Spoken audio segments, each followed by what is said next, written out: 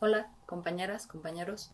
Mi nombre es Sandra, yo soy parte de Colectivo Ratio y bueno, este video va a formar parte de una serie de sesiones que hemos realizado respecto al pensamiento de Marx, a ciertos conceptos que consideramos decisivos y que bueno, estábamos realizando de manera presencial, pero que debido a las circunstancias pues tenemos que realizar de manera virtual.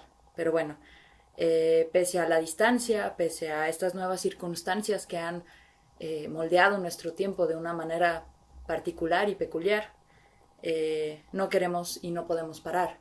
Entonces esperamos que esto pues les sirva, ¿no? Es un esfuerzo de formación que venimos realizando y que creemos muy importante para comprender algunas cuestiones muy puntuales de nuestra realidad y para darnos herramientas de lucha para nuestra constante impugnación al modelo capitalista, sobre todo en nuestra América Latina, ¿no? Entonces, bueno, el día de hoy vamos a desarrollar la crítica de la enajenación en Marx y en concreto este concepto filosófico económico del trabajo enajenado que él elabora en los manuscritos económico-filosóficos de 1844. Eh, Primero hay que decir que este texto se halla repleto de muchísima polémica, porque, bueno, de él surgieron muchos debates en torno al humanismo y al concepto del hombre principalmente, porque se veía en él pues sí a un Marx más especulativo, más filosófico, menos científico, ¿no?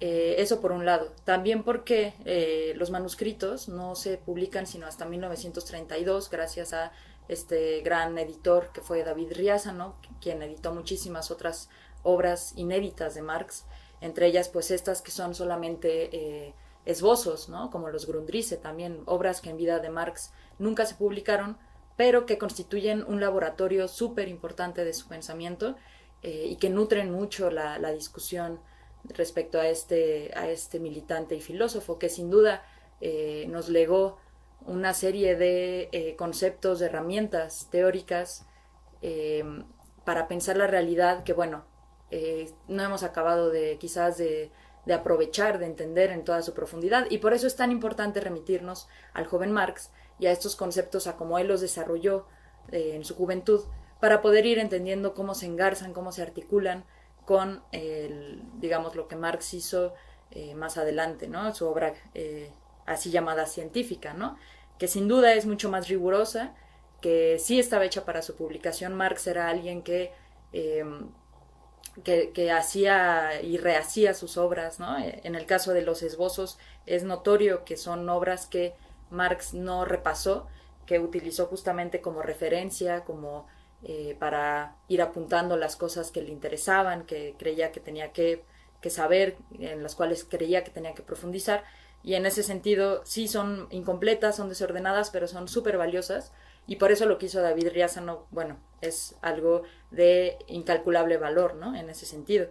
Eh, entonces, bueno, les decía que no se publican hasta el 32, lo cual implica que no son textos que no conocieron ni Lenin, ni Trotsky, ni todos estos grandes revolucionarios de 1917, que solamente los conocerían posteriormente otros luchadores, sobre todo en América Latina. Eso es notorio y es muy importante resaltarlo. Por ejemplo, el Che Guevara sería alguien que bebería mucho de este Marx, de este aprendizaje, ¿no? De conocer estas obras tempranas de Marx. Pero bueno, no se conocerían hasta el 32 y de ahí, como hasta los 50, 60, habría una serie de polémicas en torno a los manuscritos que tienen que ver con la parte del humanismo, que tienen que ver con una disputa por quién es el joven Marx e incluso por quién es el verdadero Marx. O sea, ahí va a haber una cosa de, no, este es mi Marx, o tu Marx, y tú quédate con este, yo me quedo con este es el chido. Van a haber este tipo de polémicas, ¿no? Esto entre diversas escuelas de pensamiento y diversas disciplinas, como son la antropología, como son el existencialismo, la psicología. Muchos conocerán el esfuerzo de Erich Fromm por comprender qué quería decir Marx por hombre, cuál era el concepto de hombre en Marx. Una aproximación por demás un poco deslactosada, ¿no? De Marx, en el sentido de que la mayoría de estas interpretaciones en su afán por descubrir algo nuevo y quizás incluso de acarrear agua para su molino, podría decirse, olvidan o relegan el papel de la lucha de clases, ¿no? Papel central en la obra de Marx, que si bien Marx no descubrió la lucha de clases, no la inventó, él logró desarrollar herramientas conceptuales para entender ese orden social impuesto en donde hay una lucha de clases encarnizada, donde hay intereses de clase irreconciliables, ¿no? Y que él buscaba entender las raíces profundas de por qué, ¿no? Este es el debate entre los 30 y los 50 en los cuales están los manuscritos y por eso se nos hace muy importante no solo conocer que como este trasfondo, sino recuperar sabiendo eso, con ese antecedente, el concepto de el trabajo enajenado, este concepto filosófico económico, que de hecho dos latinoamericanos, entre muchos otros, habrán visto su importancia, ¿no? ¿A qué me refiero? Ludovico Silva, un venezolano que teorizó, que realizó una obra muy profusa respecto a conceptos muy particulares del marxismo, como puede ser el de ideología. También realizó trabajos respecto al trabajo, a la enajenación, en concreto no solo al trabajo enajenado, sino a la enajenación. Y este señor decía que esta teoría de la enajenación, que él llamaba alienación porque son términos un tanto intercambiables, cuestión que dice uno de los traductores del Capital, Pedro Escarón. Bueno, él decía, la teoría de la alienación es una teoría que debería conocerse en todo el mundo, decía. Urbi et orbe, decía, ¿no? Esto lo dice cerrando la introducción de un libro en donde él aborda la cuestión de manera muy, muy amplia. Y nos debería llamar la atención que lo diga esto un teórico venezolano allá por los 70, ¿no? Y que junto con esto, más o menos por la misma época, Sánchez Vázquez, el gran filósofo hispano-mexicano, nos dijera que el trabajo enajenado, ahí sí refiriéndose al concepto de trabajo enajenado, es la piedra angular del corpus teórico marxiano. No refiriéndose ya solo evidentemente a la obra de juventud de Marx, sino a toda su obra. Eso son pistas, ¿no? Que nos llevan a pensar en, bueno, ¿qué tiene esto de importante? ¿Qué tiene esto de retomable? ¿Por qué vamos a ir allá si Marx los sigue usando después y yo puedo comprender a Marx solo leyendo El Capital, ¿no? Y ya, digamos, ahí hay una síntesis de todo eso, sí, pero hay ciertas rupturas o más bien articulaciones, ¿no? Que se van formando, que implican la superación de estos, de manera muy dialéctica de estos conceptos, ¿no? Entre ellos el trabajo enajenado y la enajenación. Entonces, sí, es un laboratorio muy interesante en términos teórico-conceptuales, en términos epistemológicos, pero también históricos, porque, como les decía, este debate no se acaba ahí, ¿no? No solamente hay incluso neotomistas que se están peleando una interpretación del joven Marx, sino también, bueno, ya en los finales de la década de los 50, en el 57, es el 20º Congreso del Partido Comunista de la URSS, y ahí, bueno, ya muerto Stalin, pues se destapan muchas cosas y sale esta discusión o este momento ya de saldar cuentas, ¿no? Teóricas. Esto porque muchos textos, incluidos los manuscritos, entre otros, pues se vieron rezagados, relegados, censurados por el estalinismo y hubo pues una predilección por otros textos para formar lo que según el oficialismo de la URSS pues era el marxismo, ¿no? Lo que se tenía que conocer por marxismo, ¿no? Y lo que venía en los manuales, como en el de Bukharin, ¿no? Bueno, ahí se relegan muchos conceptos, se relega la parte más humanista, filosófica, ¿no? Justo por considerarla algo inútil y no científico o muy ideológico, cuestiones así, ¿no? Entonces, después del 57 de este congreso, pues surge la necesidad de retomar la discusión ya no solo en los sectores, en ciertas disciplinas o pensamientos, sino en los partidos comunistas y dentro de las organizaciones, ¿no? Comunistas, socialistas, diversos sectores en lucha. Y bueno, de ahí también surgen discusiones muy interesantes. quizás la que más echa luz respecto al síntoma de la época, ¿no? Que era saldar esta discusión y tratar de recuperarla para el comunismo, que ya la veía, digamos, un tanto, pues ya no era igual, porque ya estaba permeada de esta discusión sobre el humanismo. Entonces, quien le va a entrar al quite es Althusser, quien de hecho, este señor, bueno, como todos sabrán, Luis Althusser es este filósofo estructuralista, ¿no? Militante también del Partido Comunista Francés, que entre otras cosas, pues decía que el marxismo era un antihumanismo, ¿no? Esto lo postuló en un momento en el que todo el mundo, si bien se peleaba una interpretación de Marx, sí creía que había un humanismo en Marx, ¿no? Algunos creían que justamente este solo correspondía al Marx de juventud, y en eso, pues sí se equivocaban, porque en realidad, bueno, la frase favorita de Marx toda su vida fue esta frase de Terencio de hombre soy, nada humano me es ajeno. Evidentemente eso dice algo, ¿no? Respecto a que Marx nunca abandonó una visión humanista complementada por su crítica, ¿no? Evidentemente, pero bueno, Althusser le entra al debate en un momento donde, sea como sea, todo el mundo cree que hay un humanismo en Marx, y él dice no, ¿no? Y hay una propuesta organizada por Erich Fromm, una propuesta editorial para hacer un librito que compile estos debates, y Althusser le quiere entrar al quite diciendo esto de que el marxismo es un antihumanismo, y entonces Erich Fromm le dice, ¿sabes qué, amigo? No podemos aceptar tu texto, ¿no?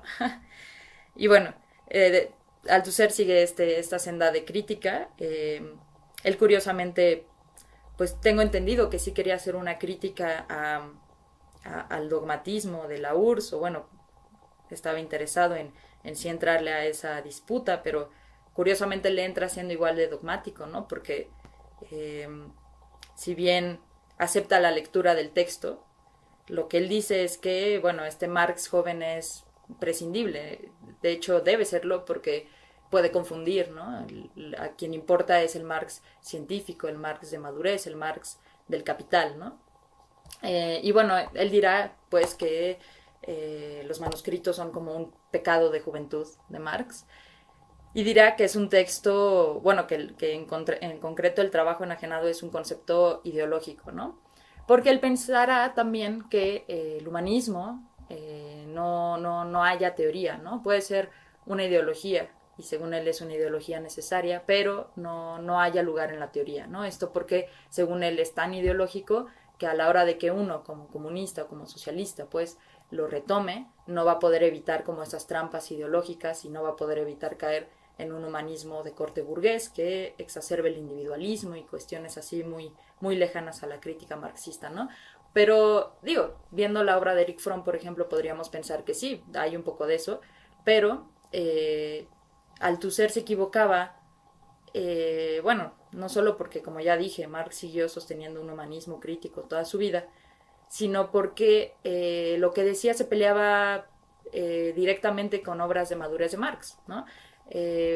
Lo que sucede es que para Althusser, eh, bueno, la historia es una estructura, ¿no? La historia es, él entiende las relaciones sociales de producción como una estructura, y en esta estructura, que sería como en él una historia sin sujeto, porque en esta estructura el individuo es solo un soporte de la estructura y de este funcionamiento de la propia estructura, eh, lo cual implica que para Althusser la individualidad no es importante.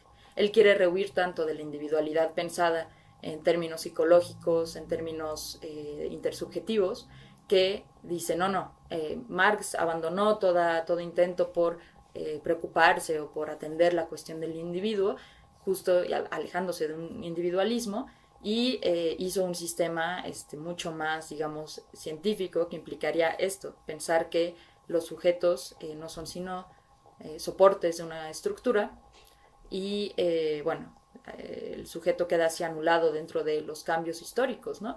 El sujeto cuenta solo como masa. Eh, pero bueno, esto anula el hecho de que las relaciones de producción son relaciones objetivas que se dan entre hombres y mujeres. Digo, nosotros las experimentamos en nuestra individualidad, ¿no? Esto Marx lo va a reiterar muchas veces a lo largo de su obra, incluso en el prólogo a la contribución de la crítica de la economía política.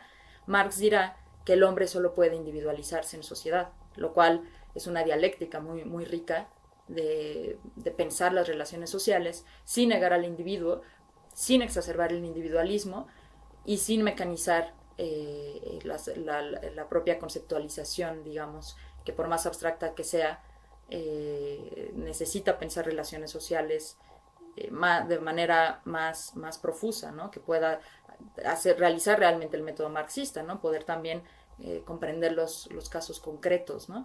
Entonces, bueno, de la postura de Althusser hay muchísimas otras cuestiones que se pueden abordar, ¿no? Esta cuestión de que él decía que todo lo que sea humanismo es ideológico, bueno, su propia concepción de la ideología puede ser sumamente problemática, ¿no? Eh, etcétera, hay muchísimas cosas, pero bueno, esto es a grandes rasgos una de las grandes razones por las cuales en el debate de el humanismo se equivoca Althusser y, y no presta atención guarda silencio, dirá Sánchez Vázquez, ¿no? Un sepulcral silencio respecto a ciertas obras como los Grundrisse, donde Marx sigue utilizando el término de enajenación, donde Marx desarrolla mucho más ricamente y sobredeterminadamente el término, el concepto de enajenación, ya no solo como trabajo enajenado, sino presuponiendo el trabajo enajenado como parte de, como digamos, podría decirse génesis, ¿no? De todas las otras formas de enajenación o que se interrelacionan, ¿no? La forma de enajenación política también, ¿no? Respecto al Estado, o la forma de enajenación entre los individuos, bueno, muchísimas otras formas de enajenación que de hecho son las que pasaremos a explicar, ¿no? Que entre otros Sánchez Vázquez nos ayudó a comprender de manera bueno, porque es un texto un poco difícil, ¿no? El de trabajo enajenado, nos ayuda a comprender, digamos, de manera un poquito más esquemática, más o menos qué es lo que quería decir el joven Marx. También nos ayuda a saber en dónde residen quizás algunos de sus pecados, como decía Althusser, pero que más que pecados, bueno, son la viva expresión de un hombre que está pensando su época, que está pensando sus problemas, me refiero a los problemas que le rodean, pues, que está alimentándose de otras tradiciones, que está, vamos, este libro es producto de que él leyó el esbozo genial de Engels, ¿no? De la crítica, de esta primigenia crítica a la economía política, eh, y es de ahí de donde Marx decide utilizar, primero conocer mejor la economía política y después utilizar los conceptos y criticarlos, ¿no?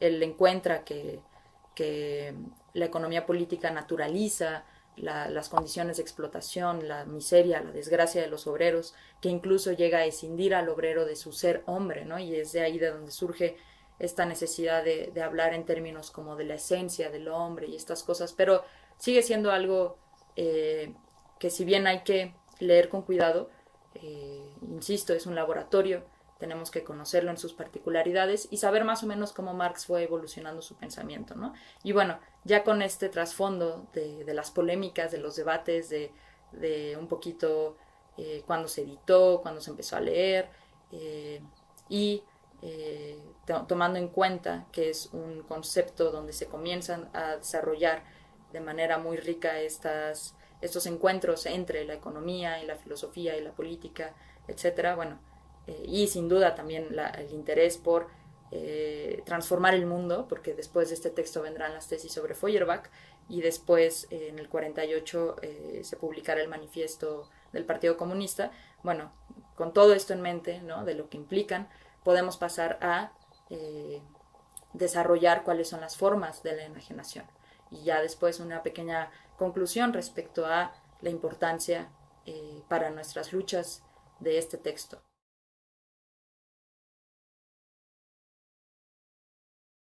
¿Qué tal, compañeros? Pues vamos a empezar a trabajar el concepto de trabajo enajenado, solamente que consideramos prudente empezar con algunos antecedentes teóricos o epistemológicos de algunos filósofos que también trabajaron este concepto previamente a Marx, solamente que de alguna forma distinta.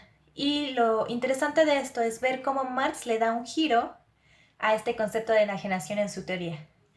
Bueno, podemos empezar con Hegel, como un filósofo, como bien sabemos, trabaja la filosofía desde un punto de vista idealista, en tanto que para él el sujeto primordial es el espíritu, entendido como la idea, la conciencia. Entonces, para Hegel, el espíritu está en constante movimiento dialéctico, lo que bien entendimos como tesis, antítesis, síntesis, hasta llegar al momento culminante del espíritu absoluto.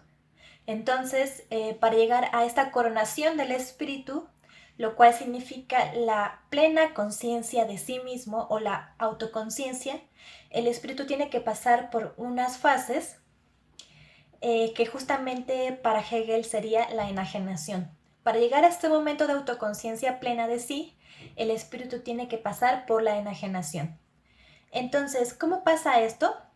El espíritu hace un movimiento de crearse a sí mismo o de objetivarse a sí mismo, ya sea en la naturaleza, ya sea en nosotros, los humanos, etc. En el sentido de que para el espíritu crea como un reflejo de sí mismo en el objeto que en primera instancia parece algo ajeno al mismo, ¿no? Entonces, en el momento en que el objeto, que en realidad es la conciencia misma del espíritu objetivada, se muestra o se presenta al espíritu como algo ajeno a él, allí el espíritu, digamos que es un movimiento como de fragmentación de la conciencia y se enajena. Entonces, para superar esa enajenación, el espíritu tiene que hacer un movimiento, un ejercicio de la conciencia, de darse cuenta que el mismo objeto es el mismo. Entonces, en el momento en que el espíritu logra entender que el objeto es el mismo sujeto, logra superar la enajenación y llega al momento del espíritu absoluto. Bueno, para Hegel, como podemos ver, el hombre o el humano es solamente una manifestación de este espíritu, no es un sujeto. El sujeto, recordemos, es el espíritu absoluto. Bueno, Feuerbach va a ir un poquito más radical que Hegel y va a situar en el centro de su teoría al humano. Pero, en tanto que el humano es el centro de la teoría, pues es el que hace la acción. Y la acción en este sentido es la enajenación. Entonces, Feuerbach va a utilizar este concepto de la enajenación para hacer una crítica muy puntual a la religión. ¿Qué es lo que dice Feuerbach? Dios es un producto del humano, pero es una, digamos, una proyección idealizada del humano, solamente que objetivada en Dios. Entonces, el hombre, digamos que va a negar toda su esencia creadora y creativa de su propia realidad y le va a conferir todas esas cualidades a Dios. Las va a conferir a esta proyección de sí mismo, pero que ve como algo externo a él mismo.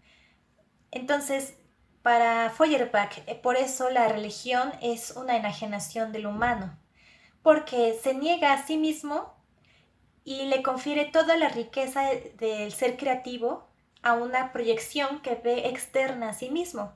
En ese sentido, podemos aquí definir enajenación como una relación específica entre el sujeto y el objeto, en donde el sujeto se enfrenta al objeto como si le fuera algo ajeno a sí mismo. Esto es un tanto paradójico, ya que al final de cuentas el producto es resultado de sí mismo. Pero bueno, podemos observar que tanto en Hegel como en Feuerbach la cuestión de la enajenación se da en el plano teórico, en el plano de las ideas.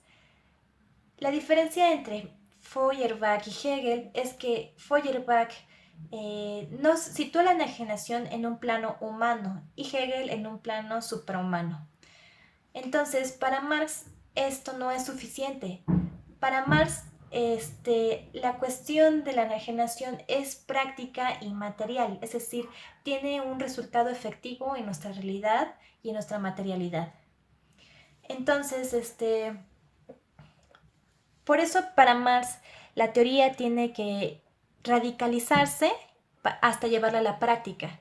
Y en ese sentido, esto sería una unidad del misma de la praxis, en donde está tanto la actividad teórica como la actividad efectiva de intervención de la realidad y transformación de ella, es decir, la actividad práctica. Entonces,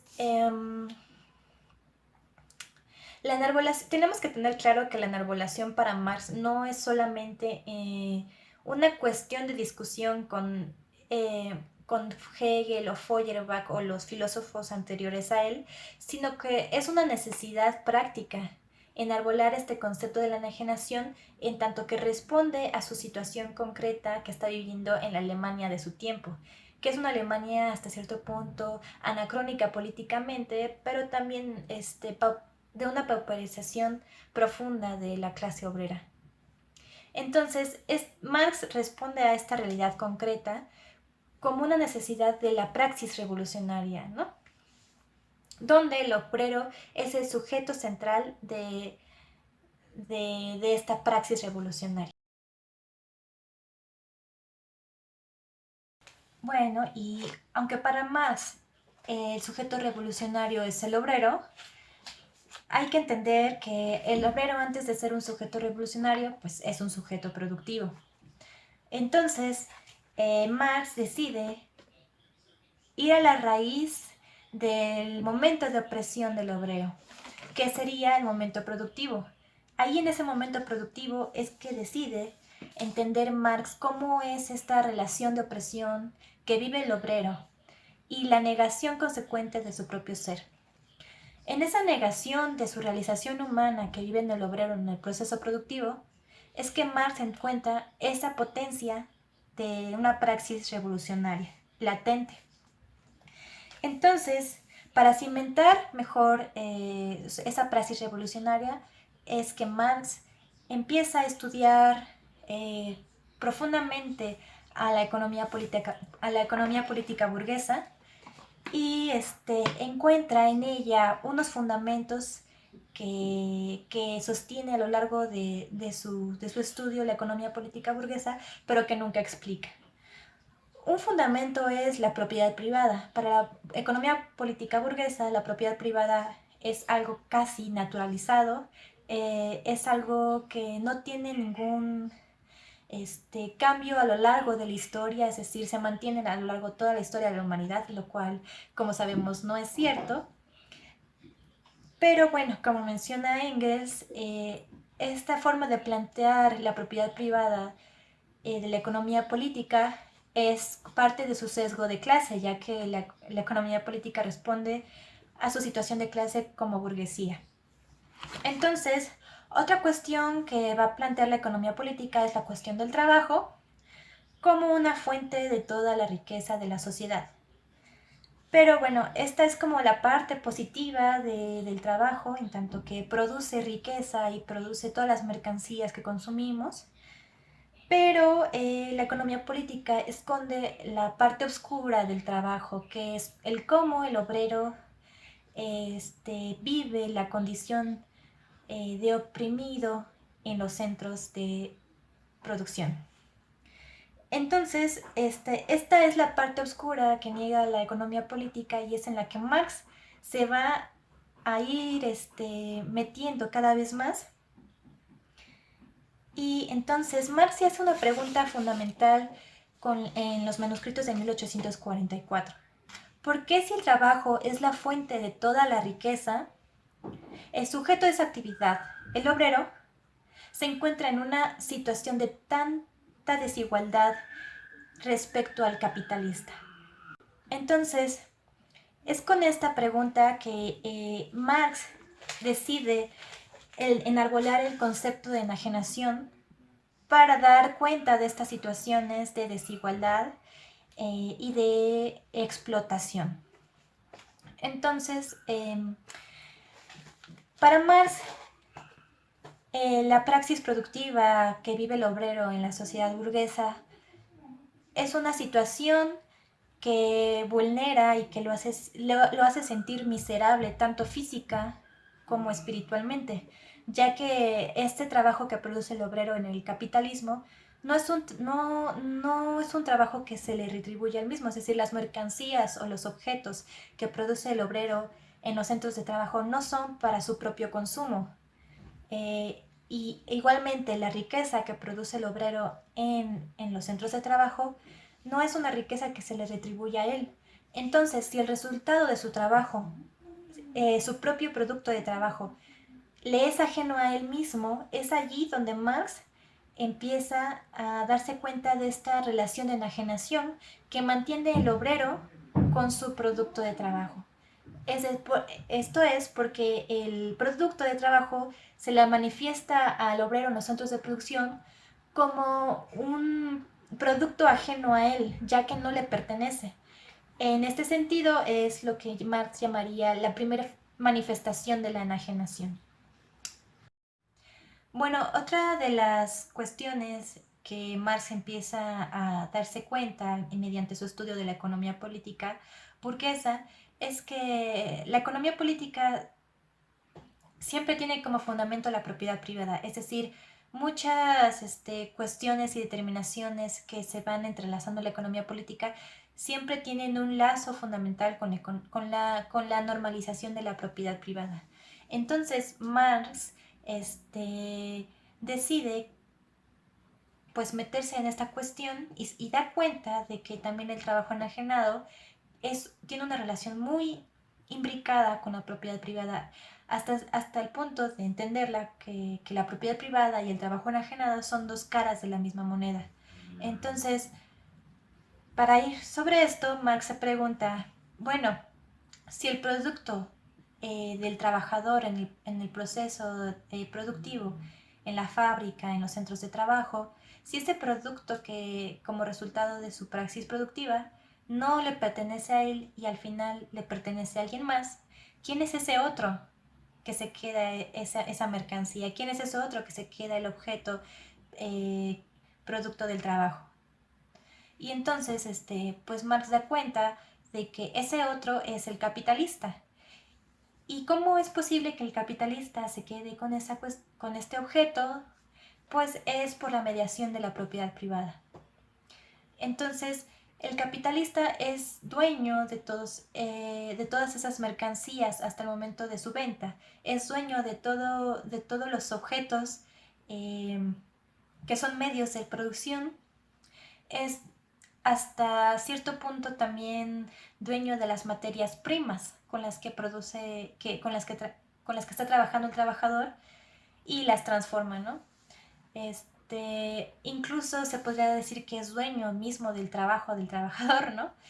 Entonces, aquí siempre está mediando una cuestión de la enajenación y de la propiedad privada, es decir, en el momento en el que el trabajador se enfrenta a su producto de trabajo, se enfrenta a él con una cuestión de extrañamiento, como diciendo, este producto de trabajo yo lo hice, pero no me pertenece a mí, o sea, lo desconozco como propio, ¿no? Es algo que no que me es ajeno, entonces hay un sentimiento de extrañamiento del trabajador y es esta cuestión siempre que está hilado de que sabe que esa propiedad no es suya, ¿no? Entonces, bueno, pero Marx dice, el Marx joven empieza a cuestionarse que aparentemente se podría decir que el trabajo enajenado es resultado de la propiedad privada, pero como él está en constante discusión con los fundamentos de la economía política burguesa, y además como él siempre está pensando en términos de praxis revolucionaria y en términos bueno, en el términos de trabajo enajenado siempre está pensando en términos también de praxis productiva, entonces para él hubiera sido un error caer en lo mismo que la economía política burguesa y decir que el trabajo enajenado es producto otra vez de la propiedad privada y esencializar de alguna otra forma la propiedad privada como una cosa que domina sobre las praxis, ¿no? Entonces, Marx hace una inversión y dice, no, la propiedad privada no es la diosa, ¿no? De las relaciones y de las praxis humanas, ¿no? Sino al revés, las relaciones y las praxis humanas dan como resultado a la propiedad privada.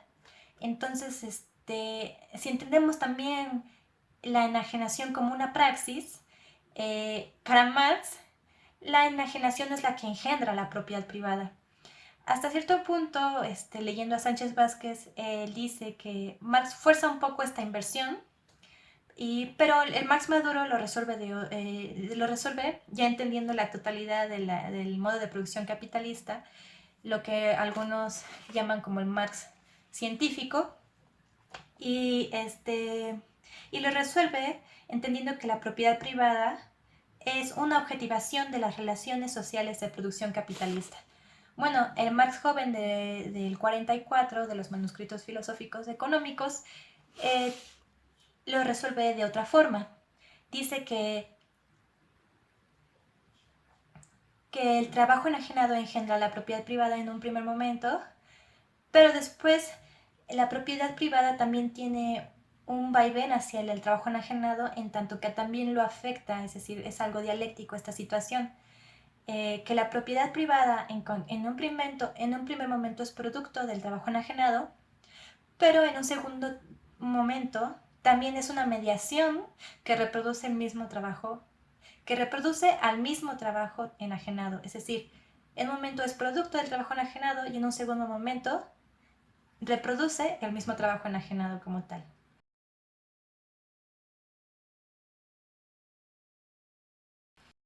Hay que decir también que para Marx el trabajo no es solo enajenación.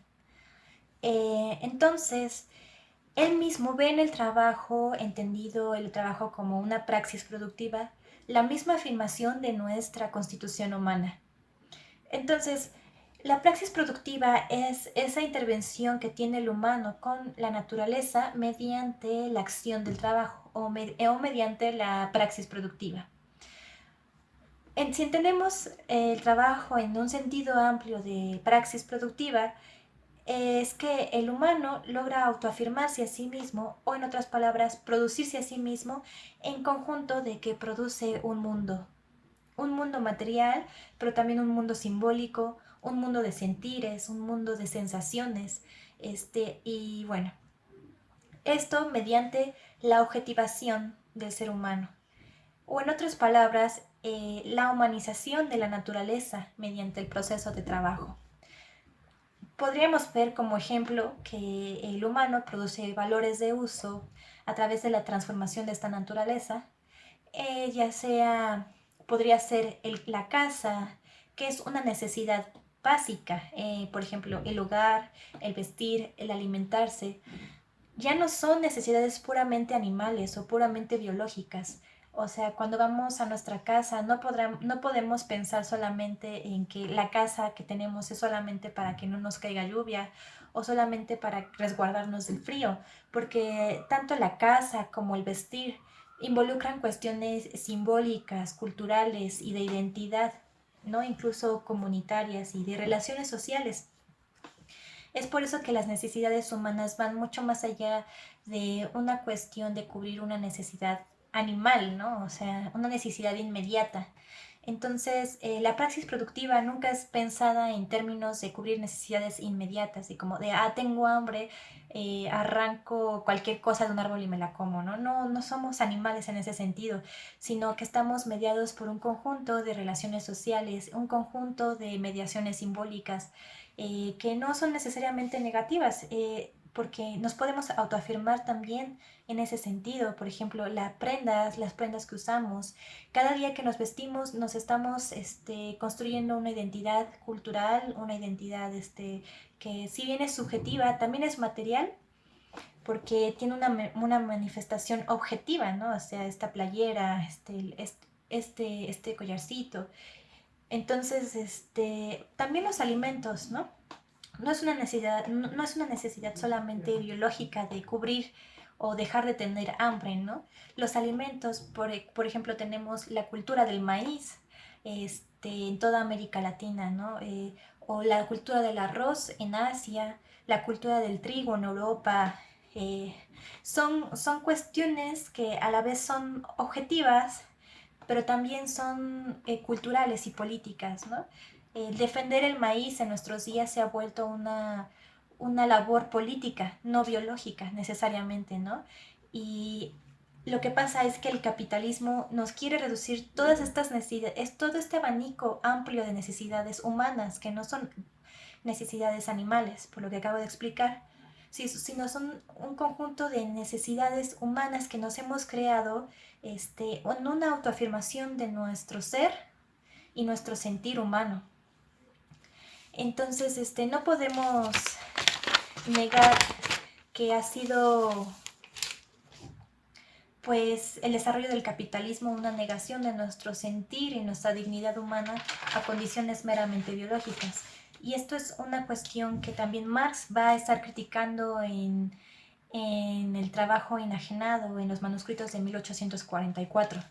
Entonces, en ese sentido, si continuamos, la objetivación no es solamente, la objetivación es algo positivo, en el sentido de que nos podemos afirmar mediante toda la cuestión material del mundo que nos rodea, ya sea el campo, ya sea la ciudad, son cuestiones que van generando modos de vida urbanos, rurales, bueno, que en el capitalismo muchas veces están subsumidos a una lógica ajena a nosotros, ¿no? Que muchas veces nosotros no elegimos cómo producir ciudad, nosotros no elegimos cómo producir campo. Eso es una cuestión a la que nos subsume el capitalismo con relación al objeto. Entonces, bueno, reafirmo, la cuestión del trabajo como una praxis productiva es un modo de afirmación del ser humano mediante la objetivación de sí. Es decir, no se puede realizar el ser humano en tanto que también tiene una dimensión material de la constitución humana, que es el trabajo y la transformación de la naturaleza por este. Entonces, esa es la objetivación en un sentido positivo. Pero para Marx hay una objetivación en sentido negativo también, que es la cuestión de la enajenación. Entonces, la objetivación es un tipo de enajenación. Perdón, la enajenación es un tipo de objetivación, ya que el obrero en el momento de la producción no produce para sí mismo, produce para alguien más. Los productos que él está haciendo y luego van a la venta no son para sí mismo.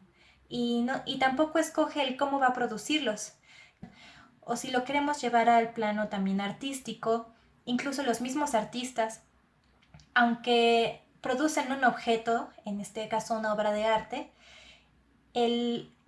sí hay una afirmación de ellos mismos en relación con el objeto. Hay un gozo de producir su obra de arte, ya sea danza, ya sea escultura, ya sea pintura, ¿no? Y hay una objetivación en ello, una objetivación positiva, en tanto que ellos son más conscientes del sentido del por qué están produciendo eso, ¿no? O del sentir del goce al producir eso. Eso es una praxis productiva o una objetivación en sentido afirmativo. Pero muchas veces también se ven subsumidos por tiempos externos a ellos, ¿no? O sea, tal vez un artista quisiera dedicar muchas más horas de dedicación, perdón, pues sí, de dedicación a su obra de arte. El artista quisiera solamente a dedicarse todo un mes a hacer eso, pero a lo mejor tiene una semana, ¿no? Eso también es un tipo de enajenación con el proceso de trabajo mismo, ¿no? Pero bueno,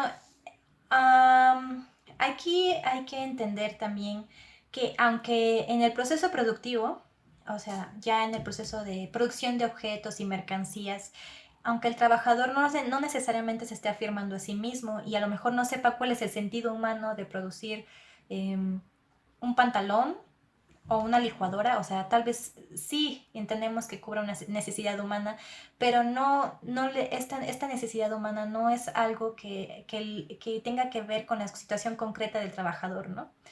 Entonces, aunque el trabajador esté produciendo un mundo de objetos en el momento de la producción, no significa que no haya una praxis productiva ahí. Sí la hay.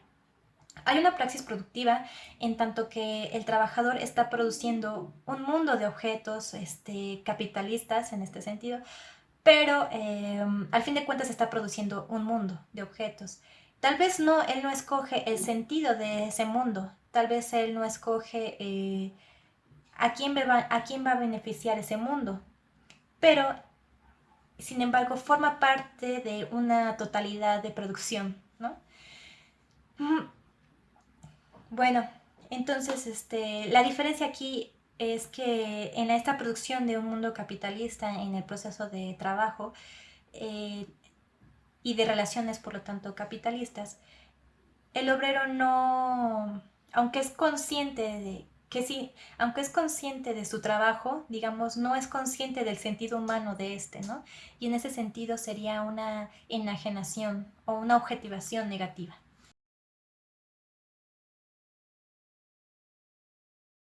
El siguiente punto de la exposición es desarrollar las formas de trabajo enajenado. Estas se les conoce como la enajenación en la relación del trabajador con su producto, la enajenación del trabajador con su mismo trabajo y la enajenación del hombre como ser genérico, es decir, lo que lo identifica como también como un ser humano, esa relación con su género humano también es enajenada, y la enajenación del hombre con otros hombres. Aquí cabe aclarar que, que no es que haya diferentes tipos de enajenación, sino más bien son diferentes ángulos en los que Marx enfoca la misma manifestación de la enajenación. Entonces, vamos a empezar con la primera forma de enajenación que mencioné, y esa es la de la enajenación del trabajador con su producto.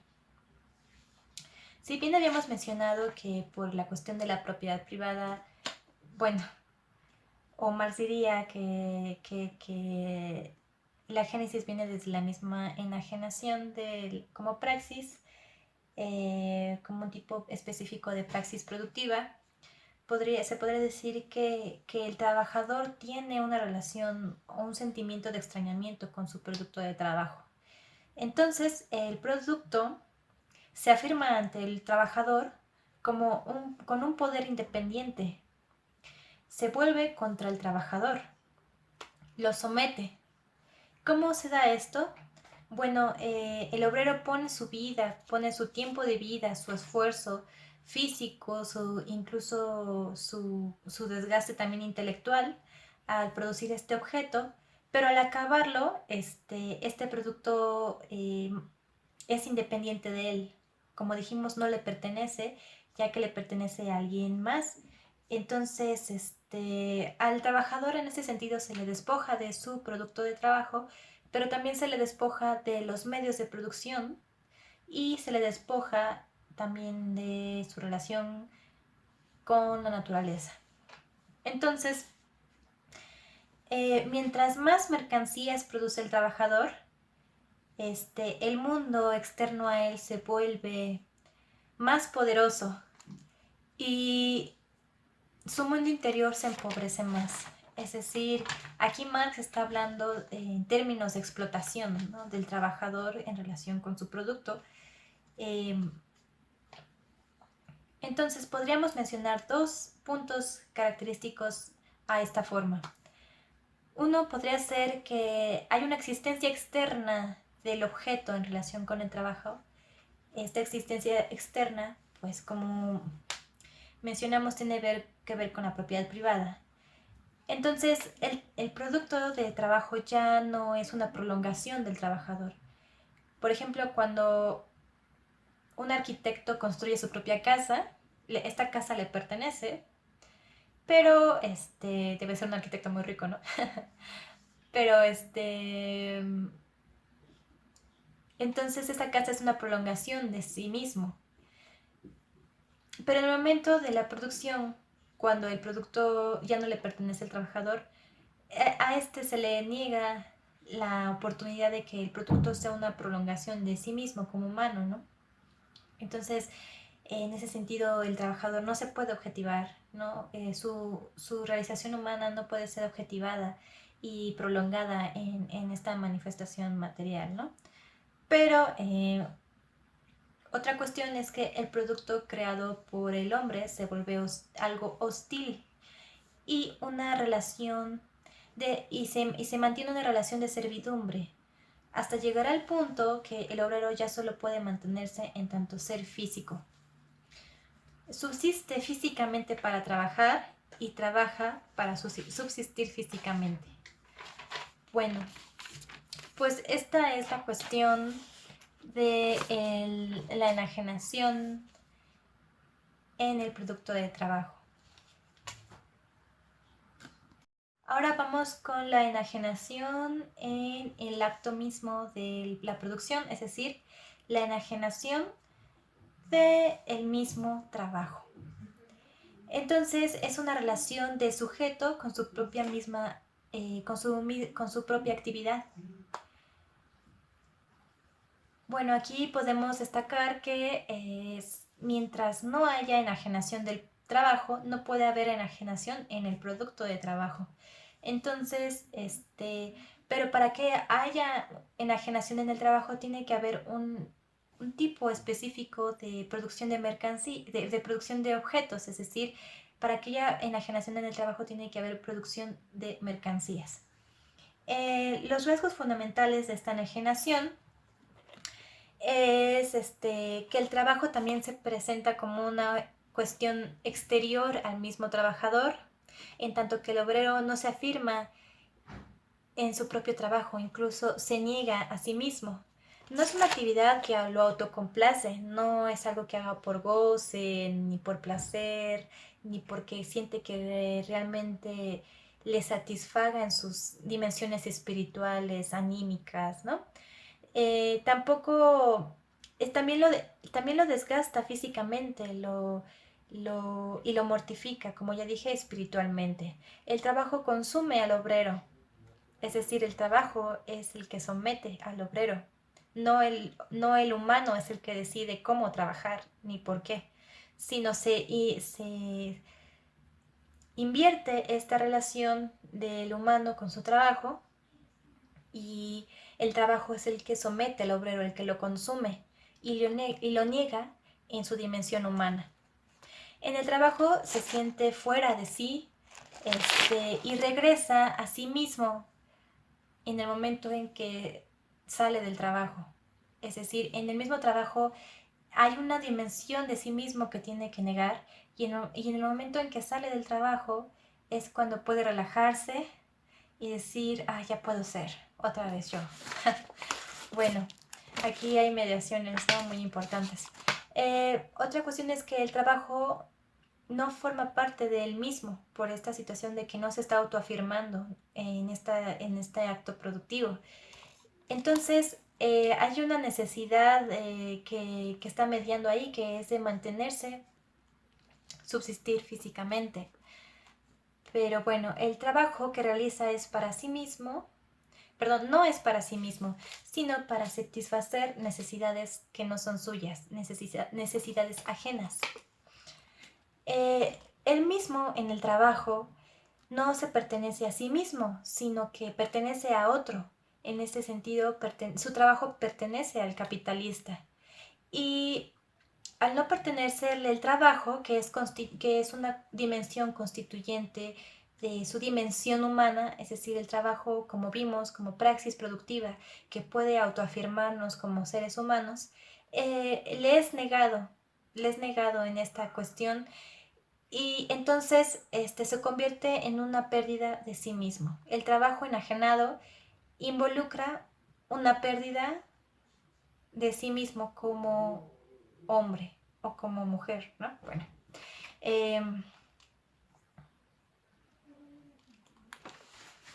bueno, eso sería el trabajo. El trabajo enajenado como actividad.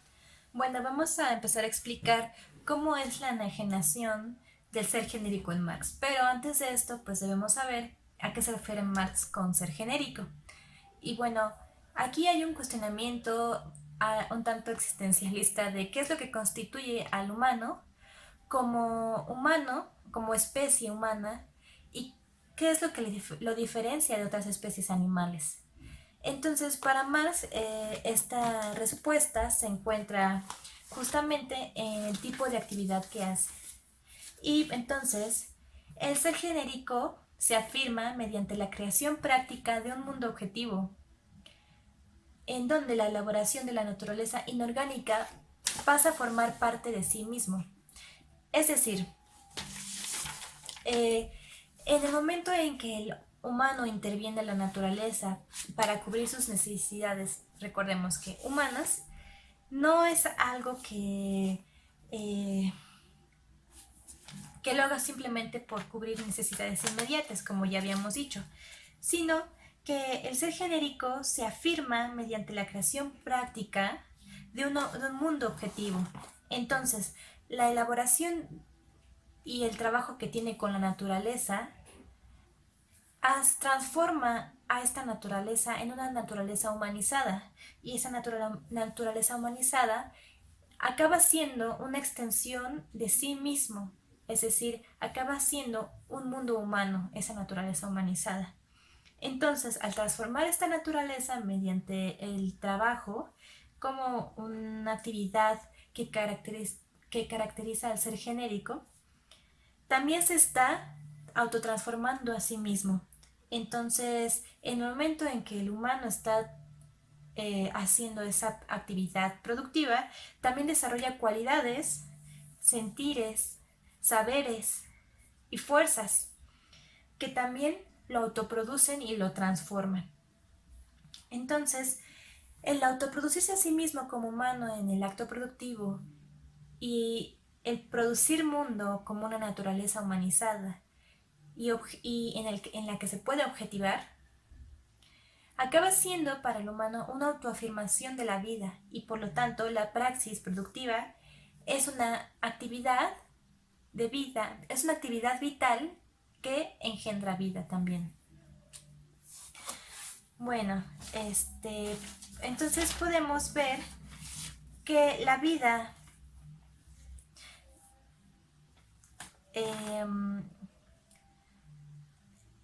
entonces el humano se puede reconocer a sí mismo en su producto, en el mundo y en sus relaciones sociales.